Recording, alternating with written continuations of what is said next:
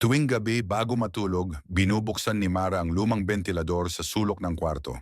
Maingay ito. Krk! Whoosh! Pero sanay na siya. Isang gabi, may napansin siyang kakaiba. Sa pagitan ng ikot ng hangin, parang may bumulong. Mara! Napabalikwas siya. Tahimik ang bahay. Pinatay niya ang bentilador. Wala.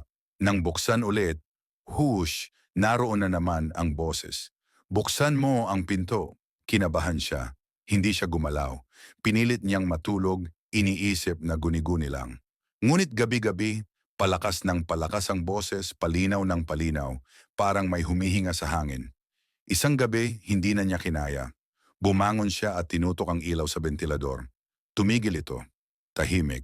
Paglingon niya sa salamin, may bakas ng daliring hamog sa salamin at isang mensahe ang unti-unting lumitaw. Salamat sa hangin.